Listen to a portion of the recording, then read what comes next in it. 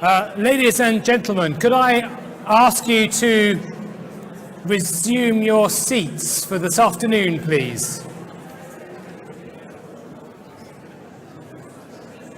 We are going to we're going to kick off in a moment with our HEDx section, which is a series of speakers on different heritage topics.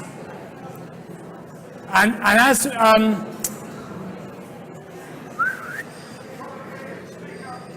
thank you, Richard.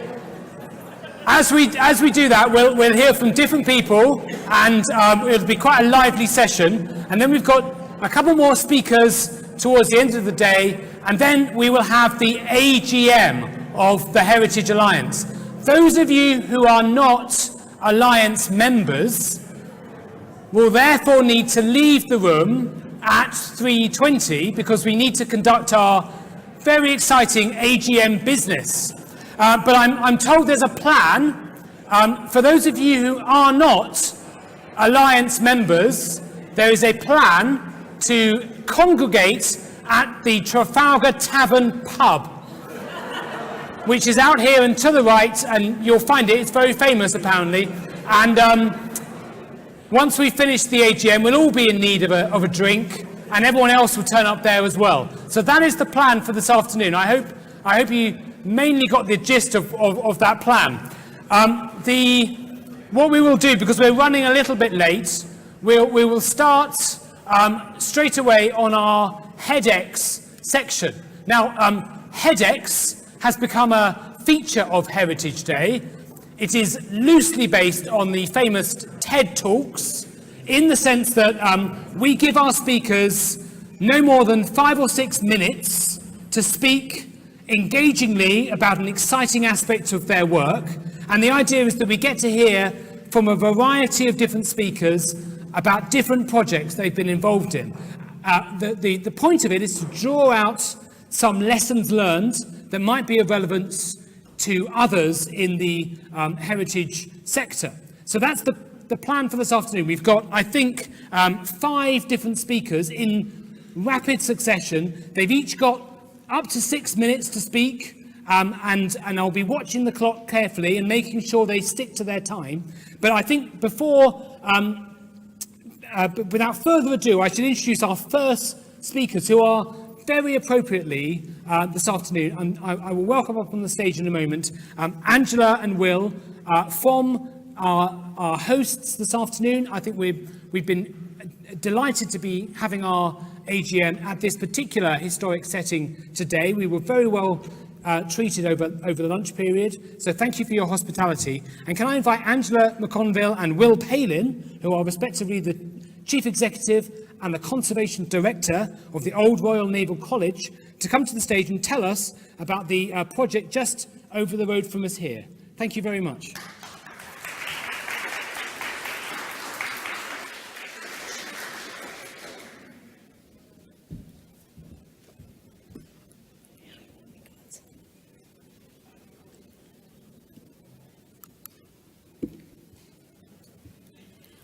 So, ladies and gentlemen, let me begin by saying that we are absolutely thrilled to have you all here at the Old Royal Naval College. Thank you for such a warm welcome, and we've had a wonderful morning, and it really is a treat for us to have a window to tell you about the work that we've been doing here in Greenwich on the conservation of the Painted Hall, and bringing a lost space back into meaningful public use for the first time in the King William Undercroft. I'm a double act with Will, and I've promised not to steal his secrets. So I'm going to tell you a little bit just about the site here.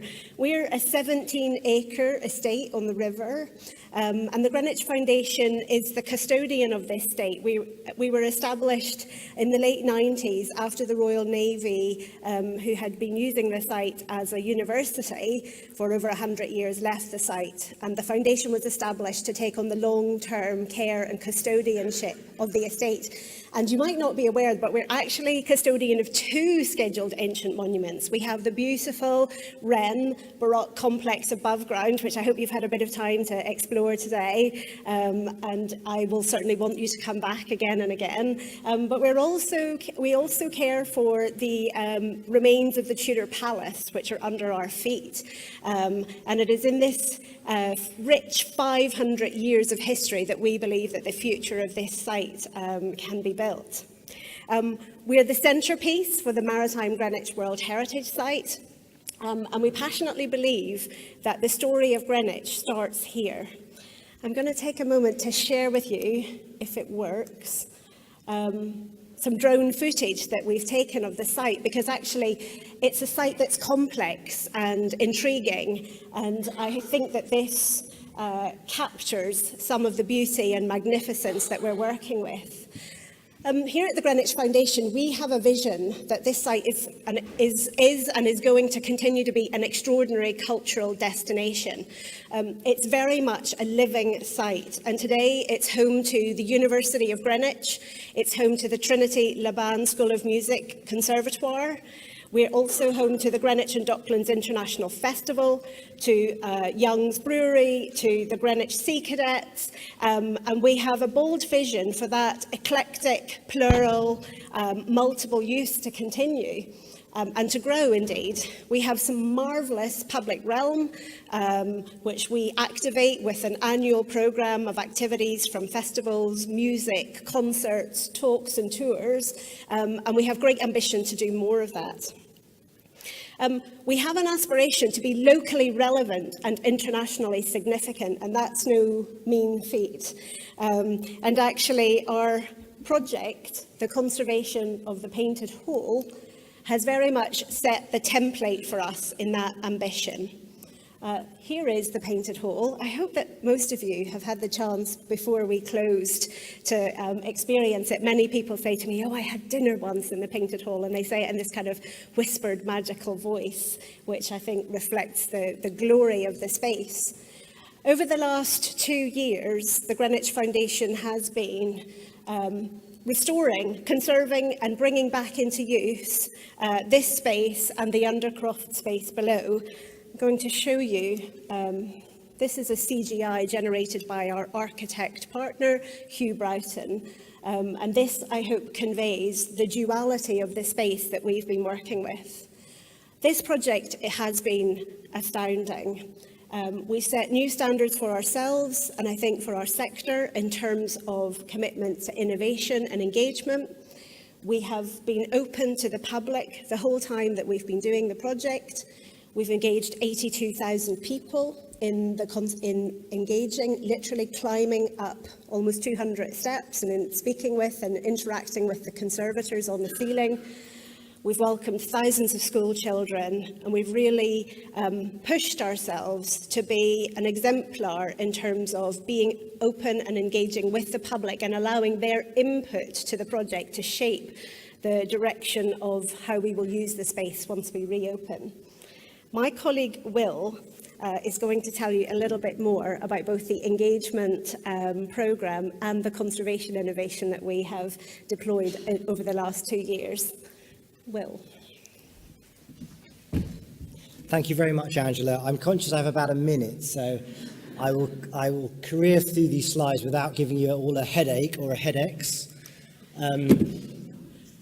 Angela mentioned the public engagement element of this project, and it's something which we're very proud of and which has provided for us a whole range of learning opportunities, both for the organisation itself, but also understanding how the public engage with a beautiful work of art and how to convey to them the notion of custodianship and value. So we put up this vast scaffolding in the Painted Hall that was designed both to provide a safe working platform for the conservation team, about 6 people, and they've been in there for about 2.5 years. There's only one of them left. and but also to provide a place where the public could come up and engage with the process of the conservation. That is the key thing. We didn't want to close the door for 2 years, reopen and miss the opportunities provided by taking people on the journey with us. And it was an amazing experience. The first thing I would say is we built into the DNA of the project the concept of public engagement. By that I mean that every element of the project was designed around the fact that the public will be part of the working life of the conservation project. Now, I say this because it's important that no one complains that the public are getting in the way or annoying them. So you have to say, listen, you knew from the start, you had to budget, you had to make allowance for this, and you had to plan for how you could engage with visitors. So our conservation team, for example, one of their team at any one time was tasked with communicating to the public, but also training our internal team to give really brilliant tours in which they could begin to explain to the public some of the conservation, some of the complex scientific elements of the project, as well as the history of the paintings. And as Angela mentioned, we had 82,000 people up the scaffolding during that period, all paying £10 a head. So that helped to fill the shortfall that we had from the hall not providing income through hire. And we learnt that people were interested in the scientific process as much as the history, and that was something that surprised me. So they couldn't get enough of the science, and the more science you gave them, the more they realised the extraordinary lengths that we were going to ensure the long-term preservation and the rejuvenation of this great painted ceiling. And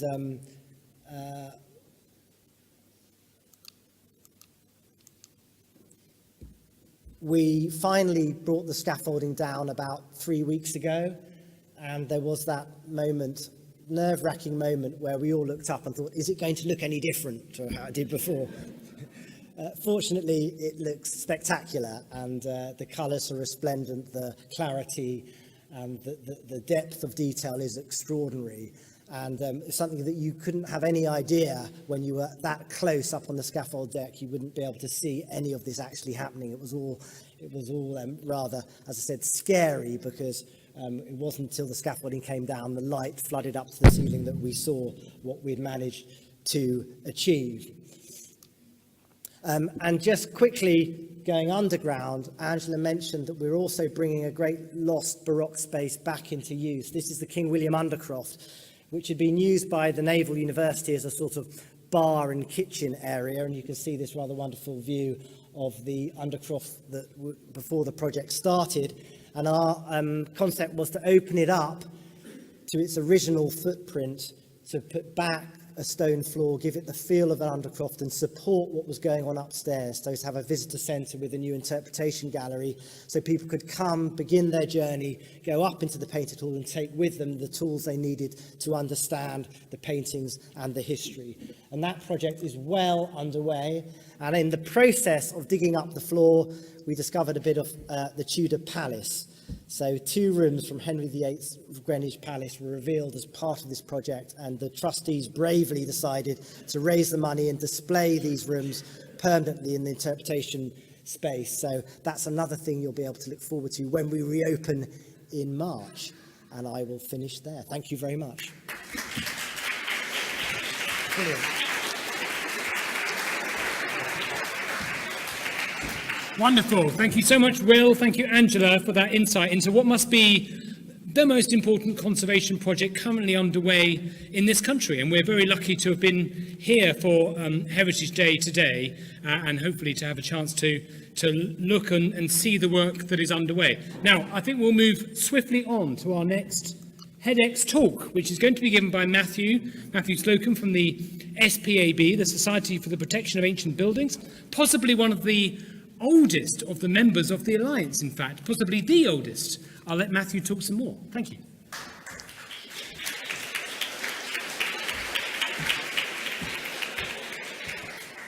Thanks very much, Ben. Good afternoon. I'm very pleased to have the chance to talk to you a little bit about the 2018 SPAB Old House Show. There we go. Now, I expect most of you will know something about the SPAB. I won't really say anything here. We like to claim to be the country's oldest building conservation organisation, founded by William Morris in 1877, and our main charitable aims are conservation advice, training, and campaigning. Now, 2018, in its long history, was the first time the SPAB had ever held a show of any kind, and we held it here at the Old Royal Naval College. It was an experiment. It was a step into the semi-unknown for us. So why did we feel it worthwhile taking that risk? Well, in 2016, the SPAB had set a new strategy, and this aimed at achieving growth, at improving our reach, and also at promoting our identity.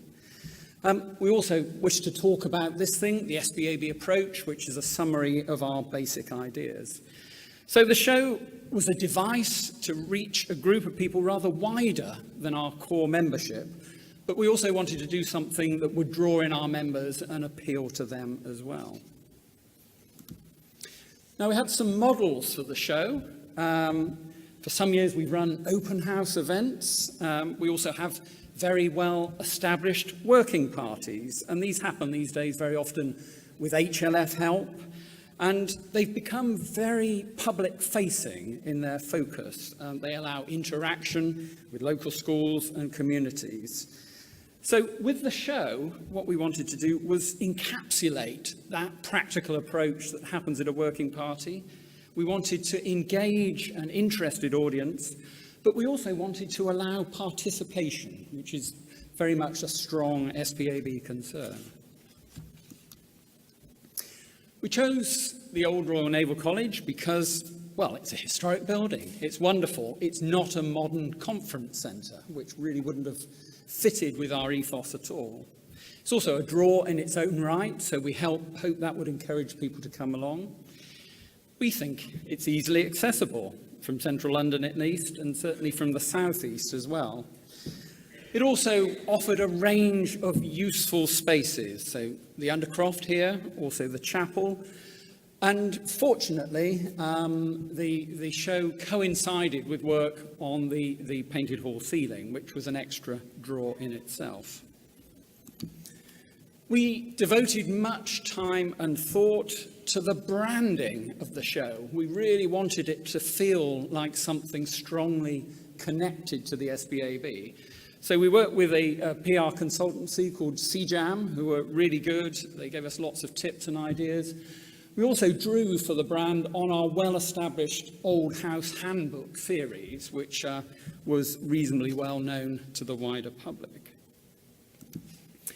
So the show was held here over 2 days. One of those days was aimed at professionals, the other at homeowners and general enthusiasts for old buildings. And I think the marketing must have worked at some level, because the end split was about 40% professional, 40% homeowner, and 20% general enthusiast. The entry was free, but exhibitors filled this space were paying for the right to be present at the show. There was a program of talks ranging from popular topics to more hardcore professional subjects. And all those lectures, which were upstairs in the chapel, were extremely well attended. They proved to be a draw in their own right. Top of them all, of course, was Lloyd, who absolutely packed the space. It was amazing to see how many people he drew in. We also had craft demonstrators working in the colonnade, and they allowed that hands-on participation that's so important to us.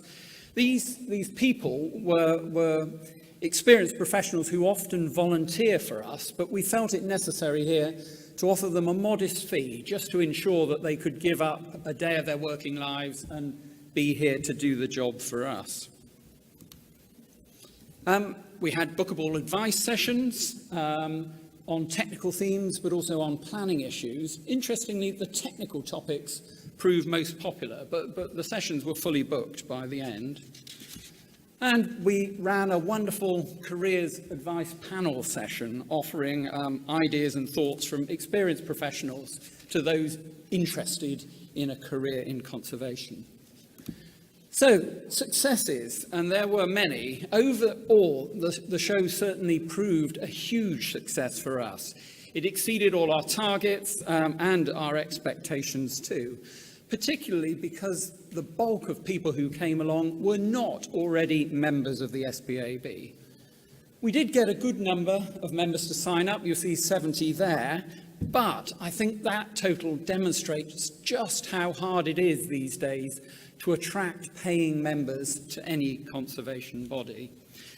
Importantly too, as you can see from the bottom figures, this wasn't just about the show itself. It was about that outreach exercise through social media and advertising. And we think we reached many, many people who at least have heard about us now, even if they weren't able to come to the show. Some lessons learned. Well, although the show and the event here ran really smoothly overall, inevitably some problems arose through the experience. It was the first one, of course, after all. One of them was that although we had a great media partner in Period Living and some good revenue from the exhibitors, actually we couldn't attract a single main sponsor. And I think that's a problem for any new event. You've got no track record. It makes it difficult.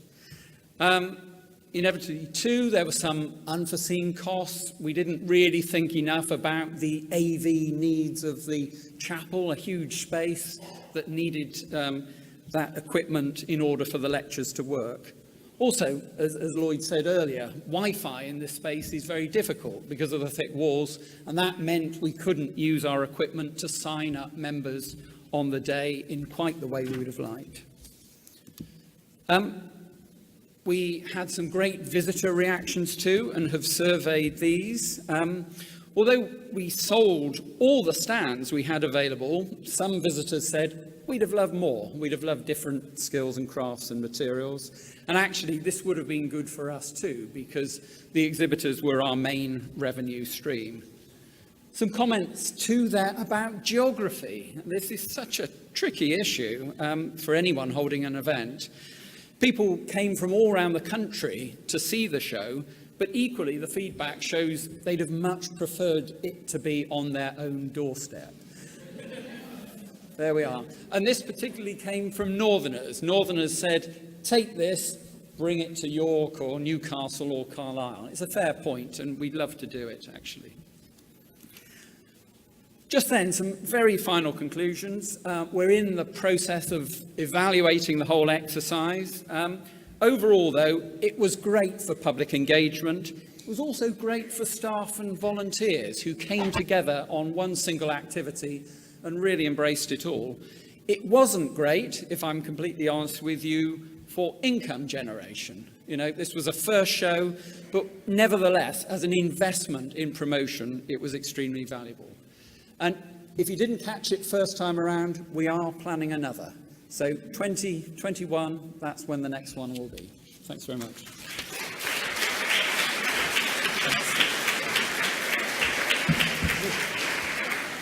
Well, thank you, Matthew. That was great. A very honest appraisal of your event, proving that Greenwich is not just the centre of the world, but the centre of the heritage sector this year, it would seem. Anyway, we'll move swiftly on to our next speaker. I'd like to invite Alice Purkiss from the University of Oxford to the stage. We heard this morning from Hilary at the National Trust. Alice has been one of the people working with the Trust on extending its links to the higher education network. There we are. Thank you. Thanks very much for having me. It's been a really interesting day so far. I hope you won't be too National Trustified today. I promise I'll be talking about something slightly different. So I'm going to give a whistle-stop tour of the National Trust Partnership at the University of Oxford, talk to you a bit about how it was set up, where it came from, and then mainly focus on lessons learned and opportunities or things to think about if you're interested in setting up a collaboration specifically with an academic partner. I think most people in the room will be Alliance members from the heritage sector rather than academic Alliance members. Are there any universities here? Okay, cool. So there are some fellow universities here, but this is mainly thinking from the heritage sector perspective, looking into universities. So there you go. So in June this year, Oxford and the National Trust announced a 3-year partnership. It's a flagship investment in the university from the National Trust. And the purpose of the partnership is to support new research, public engagement, training opportunities for colleagues at both organisations and at every level. And it's mainly supporting the National Trust's Challenging Histories programme, but also the emerging research strategy. So we kind of have a kind of dual focus. And as I mentioned, this is a 3-year partnership. I lead the partnership. I work closely with my colleague Oliver Cox, who's in the front row. And then we also work with a range of researchers across the university. So not just historians and art historians, we work across disciplines to match really the National Trust's need where we can and support a range of projects. The partnership grew out of a range of collaborations initiated by Oliver, probably about 5 years ago now. I joined the team almost 3 years ago. And we were testing different ways of engagement. So things like academic workshops, which brought in heritage professionals, so such as this one. It was looking at the South Downs landscape from a variety of academic perspectives. These led into targeted consultancy projects for specific researchers, such as this one at the Vine, which recreated a Tudor soundscape. Also, public lectures and events. So universities are incredible convening spaces. We have really interesting audiences. The heritage sector has very, very interesting insights from a different perspective. So bringing those two together has worked brilliantly for us. We film them, they go online, they go on iTunes U. We have then a shared platform to, really showcase the work that we're doing together. And we also have a range of more graduate-led, student-led projects, a programme Oliver instigated called Story Interventions, which brings in targeted researchers to support specific projects. So here we have, I believe, is this Ham House at the top? And a colleague's recently been involved at Hardwick Hall. These engagements then led 3 years ago to a knowledge transfer partnership being established. So this is an Innovate UK funded programme. It's usually engineers and tech projects, and I'll talk about that very briefly in a second. But actually this one was looking at innovation using humanities-based researchers and transferring knowledge into the National Trust. There was no kind of way of doing it identified. It was I came into the job externally to a proposal that said, create a knowledge bank in the National Trust. I didn't really know what that meant, but what I did is I started looking at what they already have. They have an amazing website that reaches a huge audience. If we could start bringing in some researcher-led content onto that website that wasn't academic focused, but brought in their expertise, written for a public audience, we started seeding it around the website, and I really encourage you to have a look at Trusted Source. So the initial stage of the project was funded by the AHRC and Innovate UK with the National Trust, and it was recently graded outstanding by Innovate UK, which is very unusual for a non-tech-led project. So it's an interesting approach to innovation. And then that led into this new partnership with the National Trust that I will now lead for the next 3 years. So I just wanted to talk you through some of my take on Lizzie's exam question. So what are the key pointers if anybody's interested in collaborating on this scale with two partners from different industries, with one partner being a university. And the key principle for me is mutual benefit. There is no point in trying to set up a collaboration with any partner if it's not mutually beneficial. And I think that the top tip I would have is start at the beginning, look at your strategies. When we first started with Trusted Source and the other work that Oliver was doing at Oxford, the new strategy at the National Trust had been launched. And so we were looking at opportunities within the university strategy for innovation and research, and where there were places within the National Trust strategy that we could really support them. Rather than going in and telling them what we thought they might want from us, we looked right at the heart of what was the need for both organisations and what could they offer. And the other point being that even if you set up the proposal in the first instance based on something, you need to keep reassessing whether there is mutual benefit, and also looking for other opportunities to engage. So in 2016, the National Trust published their first ever research strategy. We were involved in consulting on that document, and we're now working with the Trust going forward to help shape the research landscape in the National Trust going forward. So that's been an additional point of collaboration, but looking straight at the heart of the strategy of the organisation. One thing that I should also stress is you will have different motivations. So mutual benefit doesn't mean you both get the same benefit, because you're not going to. It's okay to have different motivations, but you really must have mutual benefit. I would suggest, think of what you can offer to an organisation. It might not be what they want, but think of what's your USP. A university, you have incredible expertise that you might not realise the breadth and depth of it. That for an external organisation, how important that will be to support the programme. And likewise, heritage organisations have vast audiences. The universities are being pressured to reach out, to be more relevant to more people. You are the doorstep for their engagement, and therefore, through collaboration, you can really reach more people with much better, richer content. And I just want to quickly show you this example. This is a Trusted Source article. This is what they look like. Snappy headings, authored, always authored to whoever wrote them. This is a professor of music at Oxford. I was asked for some content on Christmas from the National Trust marketing campaign team, and for me, I couldn't see where I could find Christmas from the academic community. I know the heritage sector is very pressured for refreshing Christmas content every year. I think it starts in March every year, looking for Christmas content. But actually, I had a specialist in the university who works on Christmas carols. So he's written a beautiful piece. I would encourage you to go online, Google, why do we sing Christmas carols? The National Trust website has so many viewers. It will come to the top of Google, which is another thing to stress. Build upon your partner's excellent work already. But it just shows that there's mutual benefit here. Matthew has an outlet to show to a public audience the work that he does. The National Trust crucially gets some more Christmas content that has a bit more substance to, the kind of very light touch, more marketing-led Christmas content that you might see across the heritage sector. So there's I think I've got 4 key learnings other than mutual benefit. The first one is about language. Really think, if you would like to work in partnership with another organisation, how do you speak as an organisation? What do you sound like? What does your online presence look like?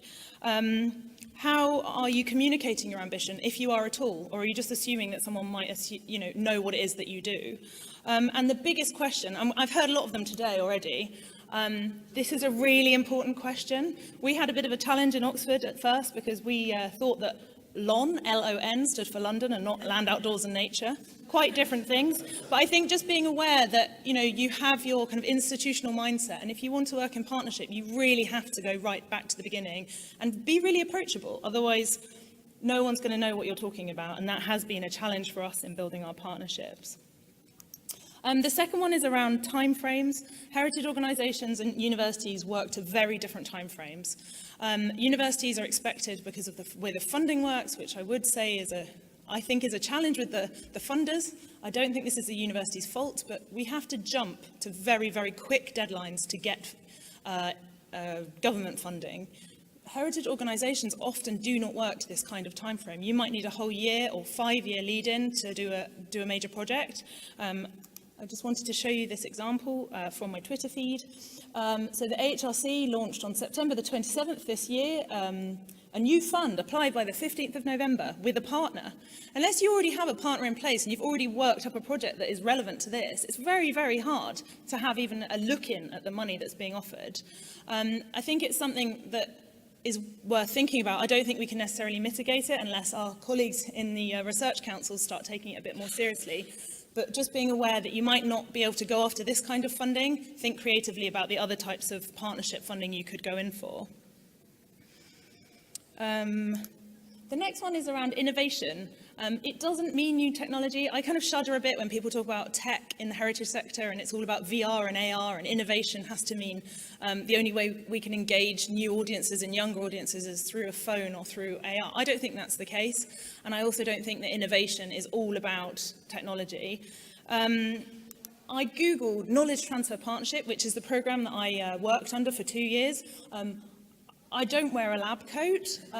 My background's in art history and museums, but I was using an innovation framework and innovation funding from the government to do something very different, and it was about culture change in an organisation. It was about building partnerships, and it's had massive benefit, but it isn't about creating a new scanner or I don't know what they're making. I'm very far away from this world, but I just think it's worth looking at where there is money, which is in innovation funding, and if we can start using the language of innovation in the work that we're doing in a more traditional industry, I think we can change perceptions, hopefully to government a bit more. And I think the grading of our knowledge transfer partnership trusted source really showed that they were listening to what we were doing, and subsequently we've had another similar project in the National Trust funded. And I just wanted to include a scone because it is a talk about the National Trust. The funding that we went after, we had to prove to government the way the project was funded was on the basis of how long people would dwell for. So people, if we could engage them, they would stay longer. It would mean they would buy a second cup of tea and a scone. And that's genuinely on our research bid to government. And we got the money on the basis of selling scones. No, everybody knew we weren't going to be selling scones. But I think it's interesting that we had to use that to frame our partnership in that way. Great scones as well, I should shout out for. The final thing that I really wanted to stress was people, and this comes in as a range of kind of interpretations of the significance of people within these partnerships. Fundamentally, partnerships are led by people. There is often a challenge of moving beyond the personality to the partnership, but you have to have really willing and interested people for partnerships to work.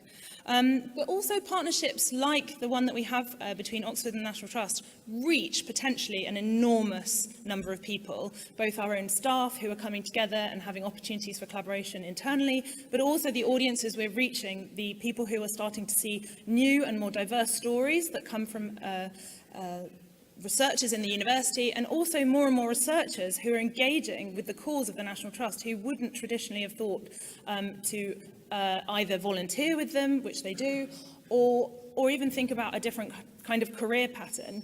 A statistic I just wanted to quickly stress was that, what's the beeping? Is that me over?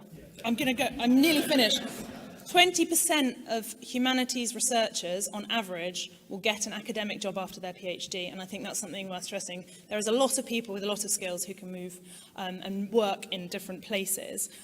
Quickly, Googled volunteer at the National Trust. This is the image on Google. We're trying to change perceptions of volunteering, and likewise, if you Google researcher, it seems to all be lab coats again. Research doesn't have to look like this. It's not unapproachable, and it's really brilliant to bring in. And finally, who will manage your partnership is the final question. We have a partnership board made of National Trust and Oxford colleagues to oversee it, but the day-to-day running of the partnership is by me. It's somebody who's not an academic, who's not embedded. I'm embedded within the National Trust, but I don't think, in particular in universities, there's as much thought given to who leads and who will take up the work and run it. You can't do it as part of your other day job. They are enormous responsibilities. You have to be able to speak both languages, etc. So that's it. Sorry, I think I went 30 seconds over. Thanks.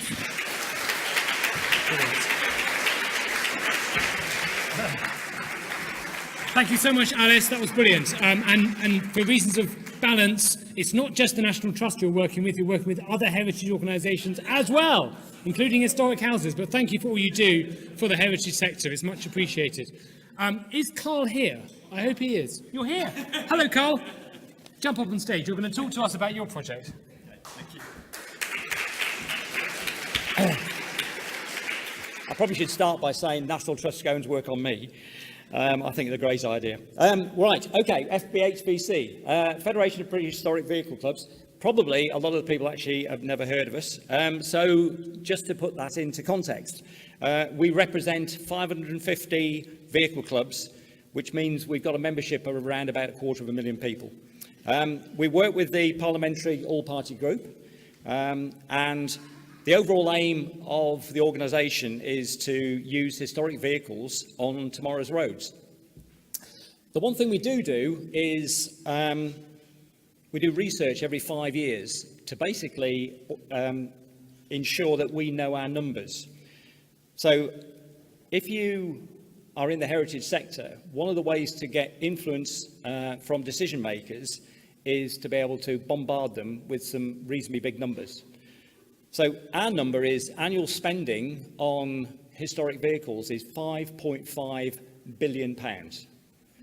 So that makes sure that you can get a bit of sense out of a decision maker, particularly a government one.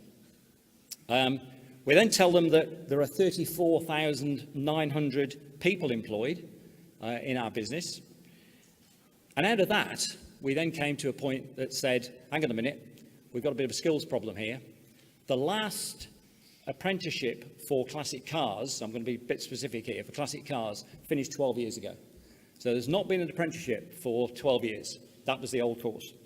So we did some additional work, and what we established was that the industry required 2,000 new employees over a 5-year period. So it needed 400 new employees every year, and yet there was no training whatsoever for those to come into the sector. So 6 years ago, we started looking at what we need to do. My view was we needed an apprenticeship again, because that's what gave us the skills right up to when the apprenticeship finished. So we looked at it, and the government require, for an apprenticeship scheme, this is a guideline, 200 apprentices per annum before they get interested. So we'd worked out that the 2,000 over 5 years meant 400 starts. So we said, right, okay, well, half of that, 200, ought to be about right. So we got accreditation within about 18 months. We got funding, which was nice to get, but they gave us £18,000. That's £18,000 to be spread across 3 years. And I should have moved that on. So that actually is not sufficient to train classic car skills. It will train you a modern apprentice. So a modern apprentice on a light vehicle that works on your modern car, that will train them, but it will not train you on a classic car. The skills you require for classic cars are much more than they are for a modern car. Modern cars are not generally repaired, they're just thrown away at the end. Classic car needs to be restored, it needs to be looked after, and it needs to be maintained. So therefore we had a problem, because we got the course away, but then got into the problem with technical colleges. Technical colleges want to make a profit. The problem is you can make more profit doing hairdressing than you can classic vehicles. So that completely stopped any of the colleges doing it. We managed to get Bicester College to make a start, simply because the number of employers on historic vehicles around that area, particularly around Silverstone, was big enough to start the course. But unfortunately, we could not get it to work anywhere else. But the government have changed. Well, the government have changed. And on top of that, what has happened is that they've introduced something called a trailblazer. So I'm just going to make these a bit more interesting going through. The trailblazer is the new apprenticeship course. It's been taken over by the Department of Education, and they decided that some of the restrictions on the old course would be changed. And one of the big changes is that when you look at the apprenticeship courses were designed for 16 to 18-year-olds just to make sure they didn't sign on early. Now that was fine, but unfortunately, when it came to historic vehicles, we have got a slightly older group running those particular companies, and they didn't really want 16 to 18-year-olds. They just thought they were too young and would never learn. I think they're wrong, mind you. But the new Trailblazer was a new start for us because it allows for any age. And that meant that we could have older than 16 to 18-year-olds and still start them on apprenticeship. So we thought we'd have a go at trying to actually get the Trailblazer away. But the one thing we did think about is that I've done classic cars to date because that's what I've been interested in, and that was the biggest sector. But what we did do was decide that classic vehicles was one thing, but we could also do heritage aviation, we could do heritage steam, and we could do heritage marine. And we got enough people together to actually do a trailblazer that has been approved, which covers all those sectors. Now, those sectors are never going to have 200, but as a total, we will have 200. So each of those sectors, that's the aviation, the marine, and the steam, can now actually use the apprenticeship scheme. The good news is, after 2 years, we've had it funded by the government. They originally came up with 21,000, even though we told them it was going to cost nearly 30,000 to deliver the course. So we appealed that, and we had it appealed to 26,000. Well, given 27 is the maximum you can get for apprenticeship, we were pretty pleased with the 26. That 26 is important. That 26 will pay for an apprentice across the 3-year period. So that means that from an employer's point of view, the training will be provided and it will be paid for by the government. So what we then did was work with a business which has been set up as the Heritage Skills Academy. And these photographs that I'm showing you are the Heritage Skills Academy. And the reason I'm showing you is these are the people that are doing the course today. The Heritage Skills Academy is set up at Bicester Heritage. So for those that have been to the Bicester Heritage site, we've actually set up in one of the units. We've managed to take on the unit, so the Federation's taken on the unit. We lease it out to the Heritage Skills Academy. We've got 36 apprentices already. By next year, we should have 60 apprentices. And my view is, in the next 2 to 3 years, we should be up to the 200 apprentices. We're looking at aviation, and we hope steam and marine will follow in due course. We've got some 16-year-olds, but the oldest apprentice is 49. And of course, they're funded, which is the main thing. We have had support from Bicester Heritage, and we've had particular support from the Glashan Trust to set it up. But the big difference is that we've got the government funding to do this. Had we not gone for the government funding, then none of this would have happened. We've worked with a number of smaller businesses, and we've also worked with a number of charities, and a number of businesses have been able to help us. Because what we've ended up doing is we've had to do it as a block release, which means that you come to the Bicester site and you have to stay. So although the course is actually funded and the employer has to pay for the apprentice, the accommodation has to be paid for. And a number of businesses come forward and said, that's a smaller amount than the whole of the training. So we're quite happy that we'll help you in that. So we've got bursaries that have been offered. So that's paid for the difference, and that's made a real difference all round. Also means that we're taking apprentices from all over the country, which is very important. So that's a young lady, that's Emily. I met Emily when she was 14. Emily wanted to do classic cars when she was 14, and at that time we hadn't actually got a course. She's subsequently been employed by the National Motor Museum at Bewley. She is the first female apprentice they've ever had, and she's doing the course at Bicester.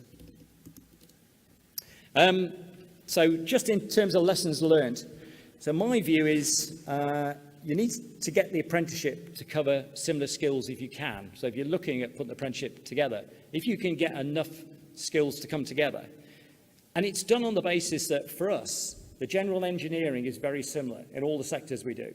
So the first part of an apprenticeship, you can do it in the same place. And then you specialise, in our case, on vehicles or steam or marine. Block release works simply because there are never enough people in the right place. So doing block release works, but it does have a cost.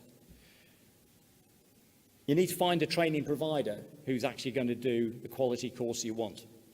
If you work with the training providers we've done, we've got the course that we know that the employers require and to get the skills back into the industry. If we'd have left it with a technical college, it would have been what they wanted to teach, not what the employers wanted them to learn. Seek funding, help if you can, particularly around the cost of the block release, because that's the important bit. And of course, it's It's a funding bit that the employer would have to find if you can't find it from somewhere else. But the biggest issue is it probably takes 2 years to get there. I said nothing ever takes 2 years, but this actually did take 2 years. But the main thing for me is it's getting that smile from the apprentices that are now going through and the ones that will be going through in the future. Okay, thank you very much.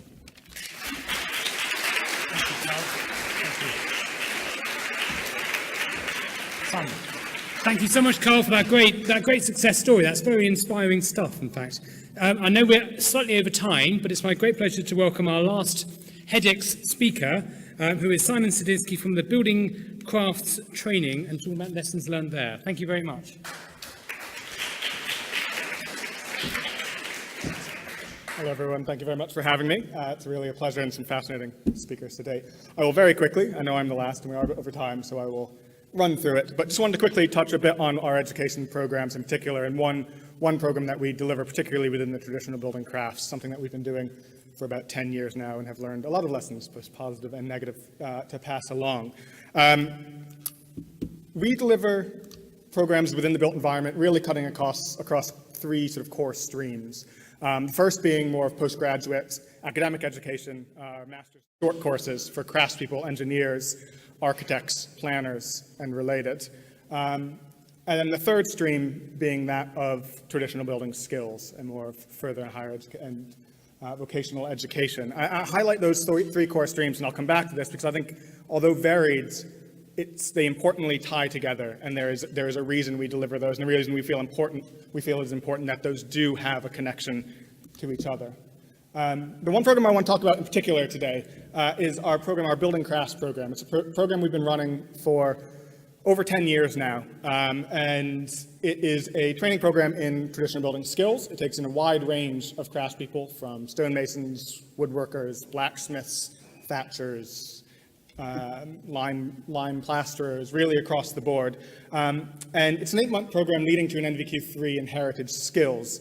But the way it consists, I think, is quite unique, and I think the approach, hopefully, is one that is valuable. And that is, it starts with a 3-week summer school that we run that brings together those disciplines that I've sort of highlighted that we teach, so everything from the more academic sphere of master's degrees in architecture and urbanism, through to our decorative and applied arts, through to the building crafts. And it brings those young professionals and early career young students together from across the UK and internationally. We have around 8 to 10 countries represented on any given year, and provides them with an opportunity to learn from and with each other about their disciplines. Following that summer school, the students then go out and participate in what we sort of call a live build project. It's an opportunity for them to gain practical, hands-on experience in their trade, as well as other trades, and to gain an understanding of where they fit sort of within the wider built environment. And that's followed by placements, 4 to 5 months of placements with heritage companies, master craftspeople across the UK. The program itself is free to participate. We pay all the participants a monthly bursary of £1,000 a month, and we cover all of their accommodation over the course of the program. So the idea being that there are no financial obstacles. It's about training the next generation of master craftsperson, not the next generation that can afford to undertake this type of training. And we are incredibly grateful to our funders who allow us to do that, Ecclesiastical being one of them. The program, over the course of the 10 years, has had its challenges, but it's also had its great successes. We are oversubscribed fairly heavily, and we have between a 90 to 100% on any given year employment or further education rate within 3 months of leaving the program. And I think part of that does speak to some elements that I'll touch on a bit later. I mentioned the live build. This I just wanted to give an example. I could give hundreds of amazing photos like this. I should have possibly. But this is an example of one of them. So the image you see on the left is actually something that a team of young craftspeople and young architects working together designed as part of a design process during our summer school. They sort of go through a full architectural design process. This is just one image that's come out of it.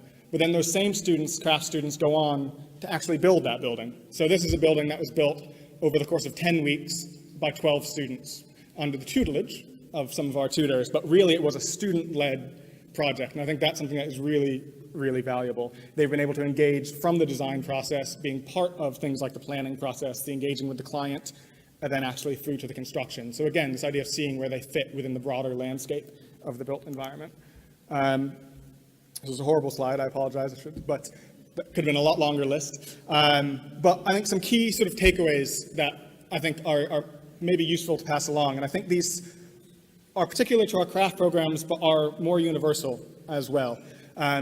So one of those is the importance of the link between theory and practice, of learning by doing. And I know I'm somewhat preaching to the choir in this room, and this may seem patently obvious to some, but I think that there is real value in being able to do something like this, of being able to engage in the process before they go out on placement, for example, or before they enter the workforce.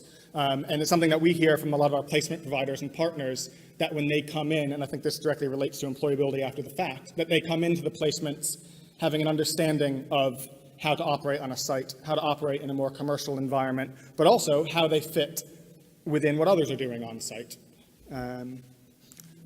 Another being, and I think this one is, I think, of particular importance to me, it's something that I feel strongly about, but it's this idea that I think we have a tendency now within our education, but also within our practice, and I think the built environment is perhaps more guilty than some areas around this, about operating within sort of a vacuum, operating within professional silos. The architects are doing the architects, the architects doing the architecture, the craftspeople doing the crafts, the engineers doing the engineering.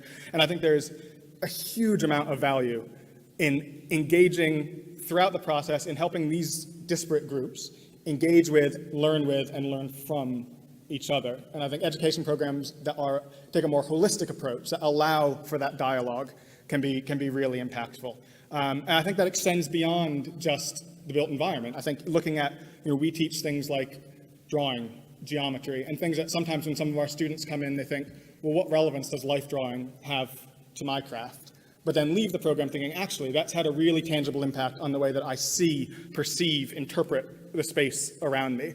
And so I think get creative would be one of the things I would say. I think there is a huge amount of value to be gained from disciplines that may not immediately appear to be directly relevant, but can be.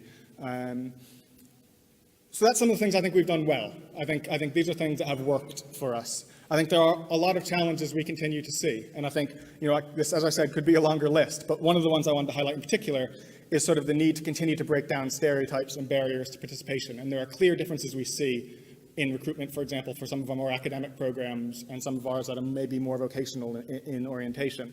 And so I think, for example, the ability to recruit more young women onto our craft training programs, and I think that's true across the board, something that we do relatively well. We have in the region of sort of 20%, which is unfortunately much higher than the industry average, but isn't high enough, and is something that we would like to continue to develop.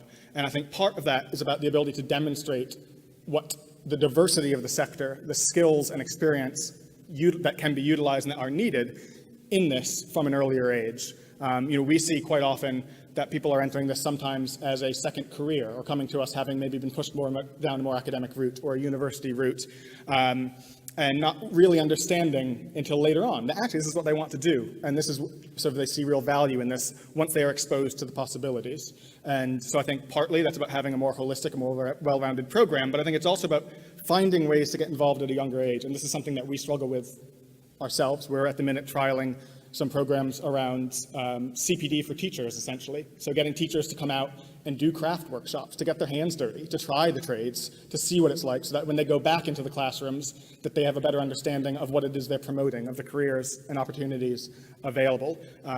Taster days for young people, increasingly important as funding challenges are within the classroom in terms of arts and crafts education. So I think it is a real and continuing challenge for how do we diversify those who are participating in the programs, and how do we get the right people involved who have the right passion, the right desire to be a part of these. I think part of that is about situating the skills within the wider environment, and I think that relates to sort of, yes, it is very much important to repair and maintain and repair our 6 million plus pre-1919 buildings, but actually these skills, these trades, are incredibly valuable for how we look at how that knowledge can be deployed in a more modern context, looking around modern issues around construction, design, sustainability, the understanding of vernacular craft and the importance of sustainable materials, those type of issues that may have a lot of relevance to some who are interested in this area. Probably running over time, so I will end, but I think two last quick points. The first is that one of the things that we embed within our education programs, and this again, I think is true for the crafts as much as it is for our other programs, is that we're training not just sort of the next generation of practitioners, but also the next generation of teachers. And as we look, particularly within this sector in which there is a looming skills crisis, and we're seeing a lot of people in the heritage crafts nearing retirement age, a decent proportion not doing anything to pass along that skills and knowledge, not through a lack of interest and desire to do so often, but through challenges in terms of how they go about doing that. But that we're seeing that actually it's really important that embedded within the learning process is the desire to pass these skills along, to see themselves as ambassadors for what it is that they are learning. And I think sort of the success of this is demonstrated by the fact that a huge proportion of our alumni go on to become placement providers of the future and go on to take on students. And I think that is something that can be embedded within education programs. And then the final thing, which is a bit of a cliche, but I always say it, and I think it holds really true, is that a good education program, at least as far as the successes we've seen and the challenges we've seen, has been that it is a virtuous circle of learn, practice, teach. So we're engaging with our own practice, we're engaging with the practice of the industry, we're learning from that, we're understanding what the needs, what the demands are, and that we've created programs that are flexible enough to adapt and to address those as time progresses. As we are, going on to a decade in delivery, it has changed how it's delivered, but the underlying principles, the ethos, has remained the same, and I think that's a huge challenge. How do you develop programs that can maintain that ethos while adapting to meet needs, be they funding needs, be they industry or wider needs? My last note, I'll leave you on the pretty slide, not the horrible one, is that we're recruiting. So if you do know anyone who wants to join our program, send them to our website. We'd love to have them. And anyone out there who has interesting projects, placements, whatever it may be, one of the things I've learned very quickly and very strongly that isn't on this is the importance of partnership and the importance of engaging across the sector. And our placements and our placement providers are really what make programs like this a success. And we've tried running them without them, and they fail. So I think there's a lesson. Partnership is key, and hopefully a room full of partners here. So thank you very much.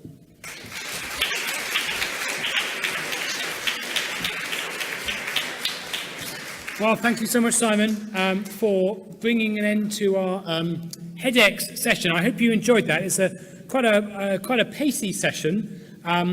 But it is designed to give you a range of diverse insights from projects that are underway in our sector. And so can I just ask you to give finally a round of applause for all of the speakers this afternoon in that session.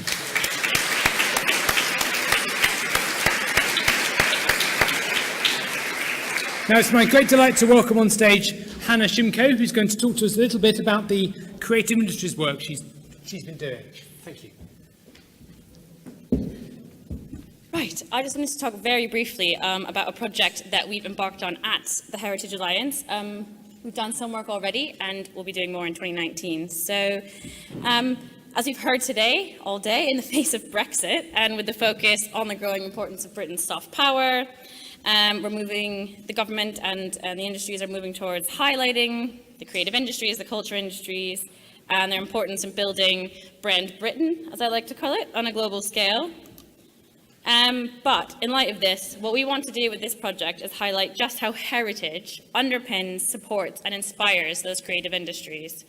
So over the next year, I'm seeking out case studies from all the diverse members of the Heritage Alliance, so all of you, about how you engage with these creative industries. And as you can see here, I've spoken to some members already. They've shared the really fantastic ways that they work with the creative industries, of places to put on performances, ways to present and engage with visitors, but also how heritage inspires creative practice in numerous ways. So we've got performance, music, film.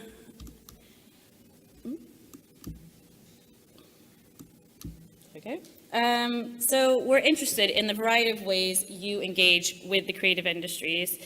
And our understanding of the creative industries is very widespread. So think about all these different ways you could engage. So, fine artists, craftspeople, installations, film and television, music performances, sound installations, sharing knowledge with video games designers and archaeology and gaming. The list basically is endless. So please have a think about that. And as this project will run over 2019, and we hope to present and launch it at the end of 2019, maybe Heritage Day, maybe independently. And the point of it is to continue the Heritage Alliance's work So they did the international report, which I hope most of you have read and attended the launch, and also their work on heritage and well-being. So this is another facet of what the Heritage Alliance does as far as representing our members further. So please do get in touch with me. Come chat to you, come visit you, have a conversation, get involved with what we're doing. My contact details are here on the screen, or just tweet at us or get in touch with anyone at the Heritage Alliance. So I really look forward to hearing from all of you, and look forward to sharing the outcome of this project next year. Thank you.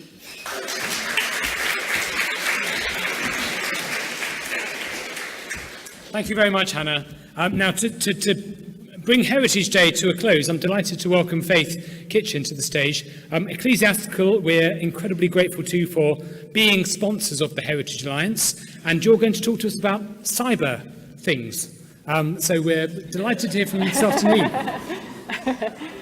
Thank you very much. I'm delighted again that we're sponsoring Heritage Day this year. I'm going to talk to you about the world of cyber and cyber risk, but very much in a heritage context.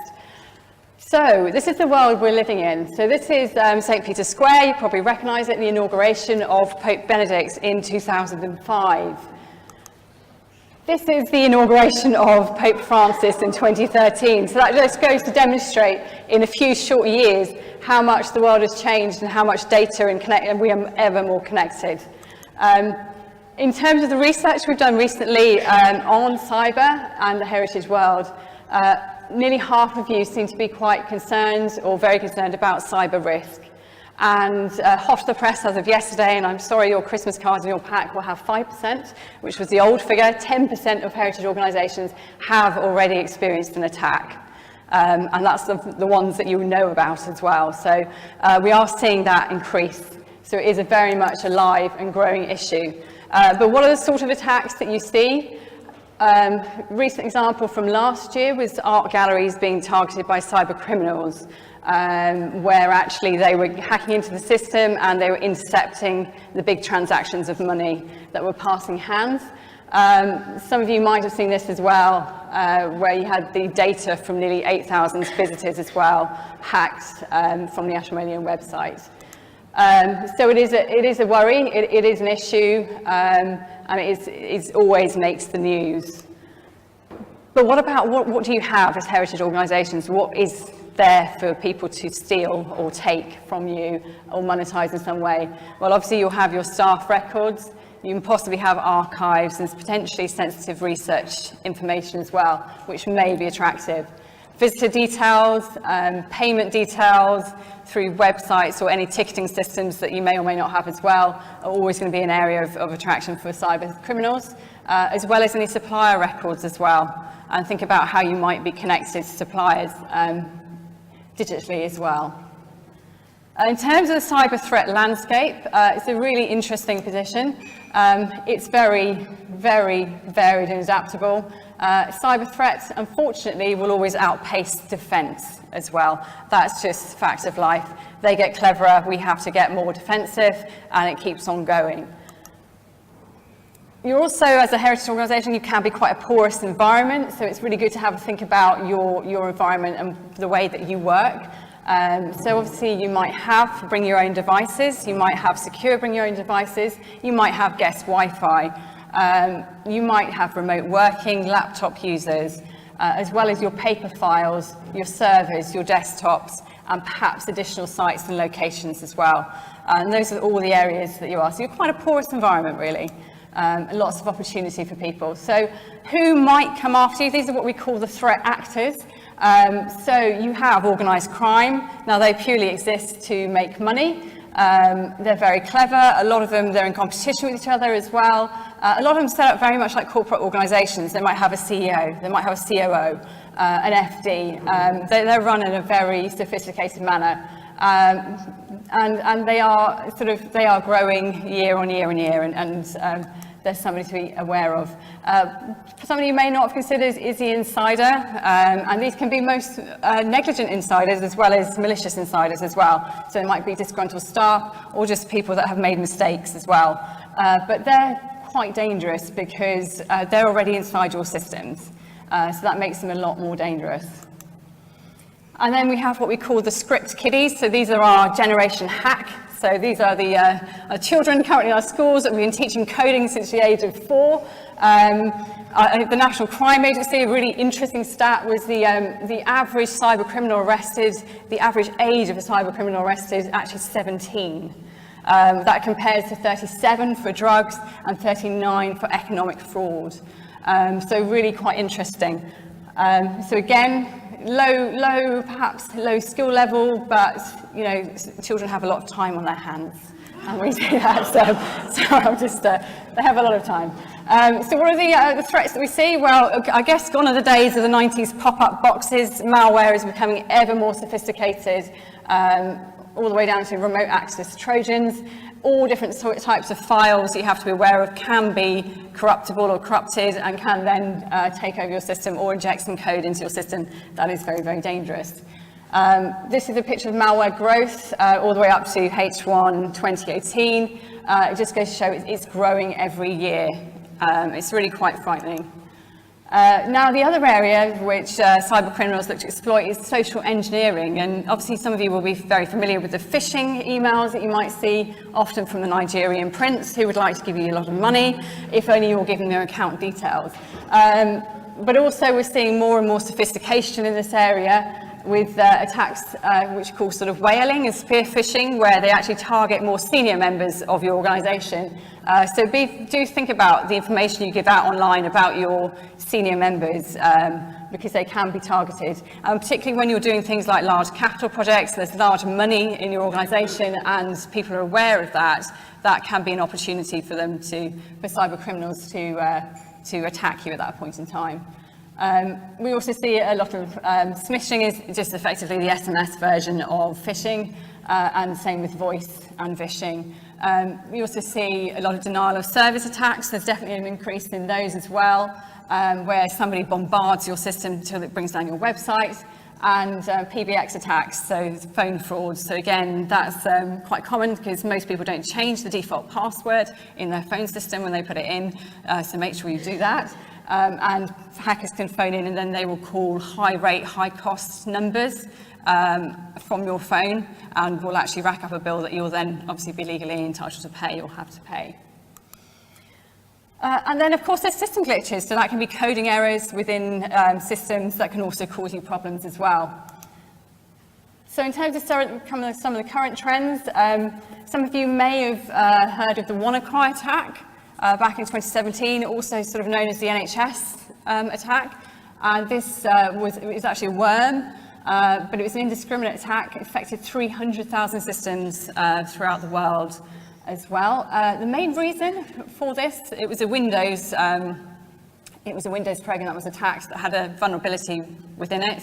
The reason it was attacked was because, and it affected those systems, was because they hadn't updated, they hadn't done the patch, they hadn't done the update. So it affected all of those 300,000 systems. So again, think about in your organisation, how quickly do you do your updates when they come through.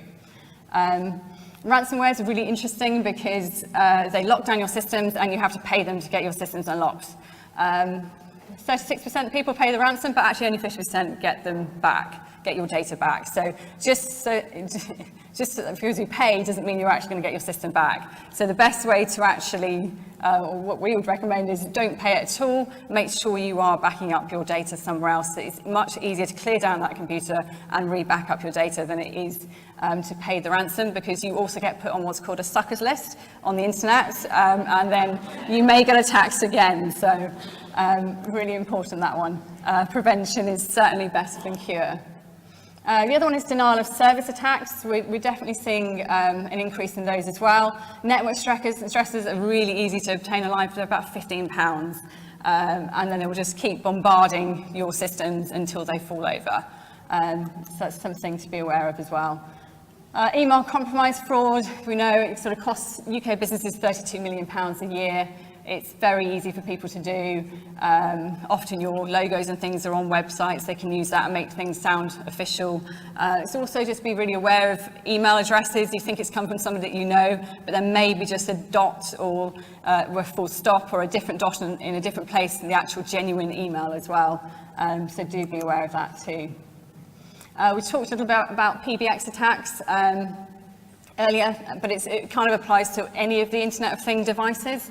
A lot of them will use admin as their user name and 1234 as their password, so always change that, that password and that default password.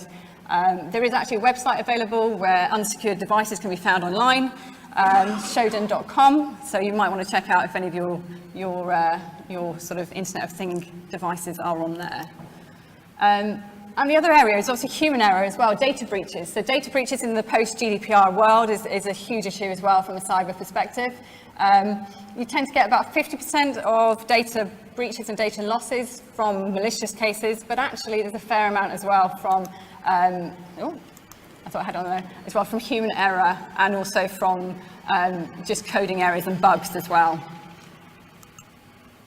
The average cost of a data loss per capita is £98 per record. And that covers all of the other things that you see there on the right-hand side. That's the cost of everything. So depending on who you, or how many data you have, you can sort of work out how much you could end up losing.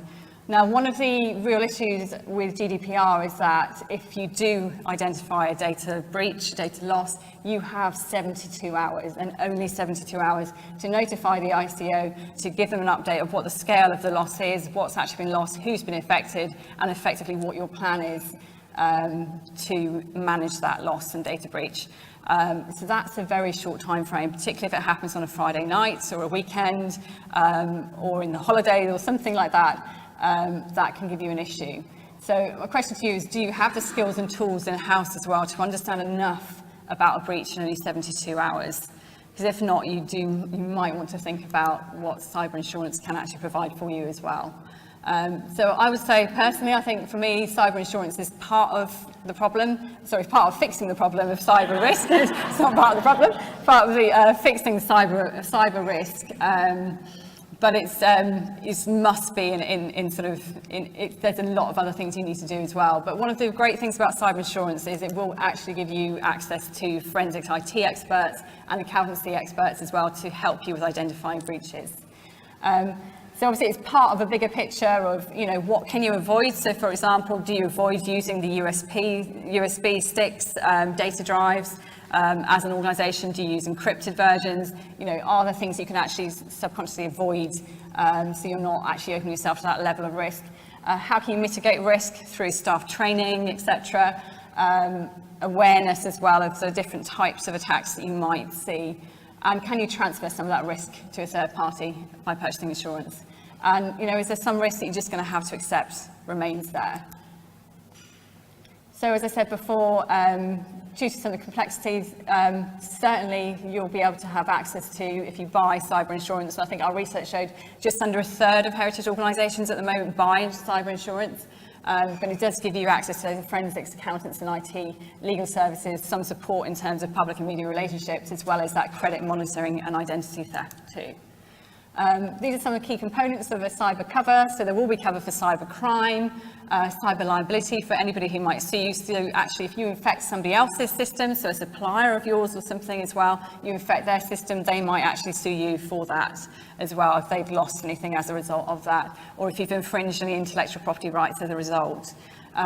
Data breach expenses as well, we've just talked about, but you can also insure a number of different other areas as well. Questions? There's a few questions that I'm going to leave you. You are going to get copies of these slides anyway, but I'll leave you with these questions. I'm just going to pick out one or two in the interest of time. I'd probably pick out, I think it's on the last one. Yeah. So do you actually test your staff with phishing simulations and use it as a tool to improve? You can do this. We certainly do this at Ecclesiastical. It does produce very good results. It's very interesting. Actually, the last one we did was quite recent, and 75% of our staff who did click on the link that they shouldn't have clicked on hadn't actually completed the online training. So that was a really good tool for us to know that actually the training does work, and actually if you can make sure your staff are aware and your partners are aware of these issues, then that should go a good way to actually mitigating that risk that you might have as well. And the final point is, do you share too much about your organisation and staff, trustees, directors online as well? Because these people are very clever, they can piece bits of information together from different social media accounts and various bits of information to make up that picture and then sound very credible when they're going after your money. So that leads me to talk about cyber, and I'm happy to, I'm here for the rest of the day, so happy to talk to anybody further about cyber. But just a little bit about Ecclesiastical and what we're doing. Within the packs that you had on your chairs today, I wanted to give a real sort of plug for the 12 days of giving. This is our campaign when we give over the 12 days of Christmas, well, our 12 days of Christmas, not the real 12 days of Christmas. It starts today and then finishes on the 21st of December. We give £120,000 to 120 charities, so that's £1,000 per charity, and we give them to 10 charities a day. So if you are a charity or if you have a charity close to your heart, the address is on their Christmas card. Obviously the Heritage Alliance, so I'm going to give a great plug here. You can vote, share, and share with all your sort of colleagues and friends and vote, and you can vote for that money as well. So that's effectively free money for you there. So that's our Christmas gift to you there. We're also at the moment writing a Heritage White Paper, and we've been talking to you, some of you about this as well, focusing on things like skills, business continuity and cyber as well. And a couple of the joint projects that I just wanted to highlight that are coming out early next year. So we've been working very closely with the Health and Safety Laboratory, part of the Health and Safety Executive, on a slips and trips project, particularly in heritage buildings. So at the moment, as we know, there's no guidance for managing slips and trips risks within heritage properties. It's all very much focused on industry and more modern properties, and obviously with that black and yellow nasty tape that you see everywhere. So we're looking at how we can actually develop solutions for heritage properties to manage that risk, but within the context and the environment. And also, we've been working with Historic England on the LBOS, the research that was talked about this morning as well about the heritage and businesses side. And we've got a programme of insight and guidance on topics such as planning delays and diversity coming out next year as well. So just a very, very sneak peek onto the slips and trips. This is Canterbury Cathedral, of course, on the right-hand side, where Thomas à Becket was assassinated in 1170. What's interesting about it is this doorway here. This was actually where the penitent came on their knees, and they've worn over many, many years deep grooves in the floor. And this became quite an issue in terms of slips and trips, and we did have some claims from slips and trips in that location. So we've worked with them, so it's one of the areas we looked at to how could we actually find a really good solution to that issue without, of course, well, actually, I have to tell you what they were told to do by the regulator initially, and that was actually to concrete over it. So as you can, we've been looking at working with them to find a solution that perhaps didn't ruin the fabric of that historic property.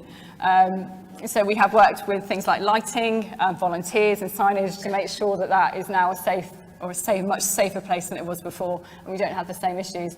But that's what we've been very much working with, and we're bringing that piece of work out. It's very much a 360-degree view. We're looking at risk, we're looking at defensibility, and we're looking really at providing those elegant solutions within a heritage context. So watch out for that. Hopefully it'll be useful to many of you in the room as well. Thank you very much for allowing me to talk today as well. I really enjoyed the day. We've been delighted again to sponsor what has been a fantastic day. So thank you very much.